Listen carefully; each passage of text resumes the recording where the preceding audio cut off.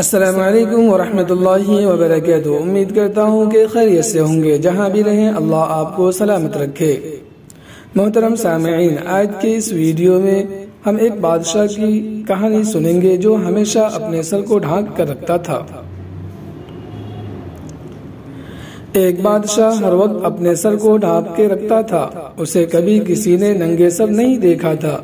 بہت سے لوگوں نے اس راز کو جاننے کی کوشش کی، لیکن بادشاہ ہر مرتبہ کمال مہارت سے بات کا رخ موڑ کر جواب دینے سے بچ جاتا۔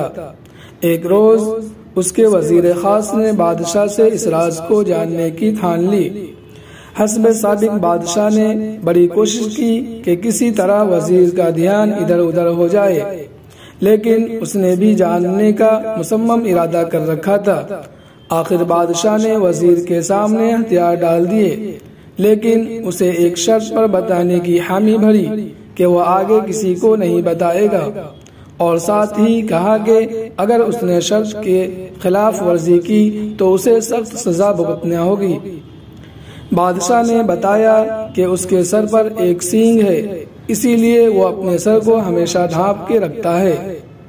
اس بات کو کچھ دن ہی ہوئے تھے کہ پورے شہر میں یہ خبر پھیل گئی کہ بادشاہ کے سر پر سینگ ہے۔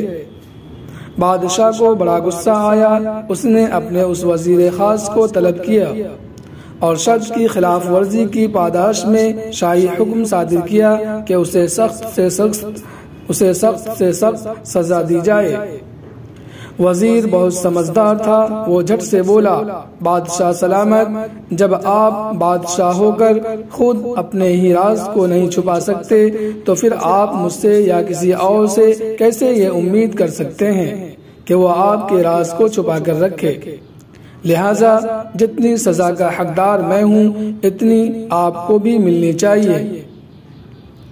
سبق: زبان سے نکلے ہوئے الفاظ اور کمان سے نکلا ہوا تیر جب نکلتے ہیں تو دو کام ہوتے ہیں۔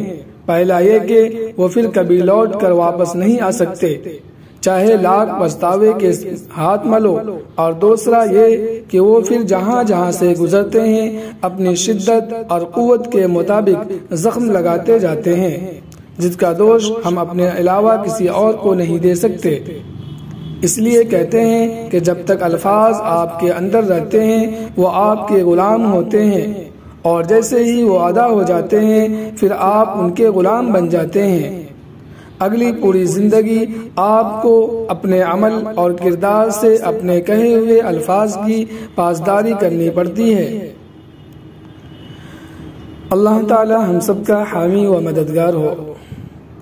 آپ کو یہ واقعہ کیسا لگا کمنٹ کر کے ضرور بتائیں۔ پھر ملیں گے کسی دوسرے واقعہ کے ساتھ، جب تک کے لیے اپنا خیال رکھیں۔ اللہ حافظ۔ السلام علیکم ورحمۃ اللہ وبرکاتہ۔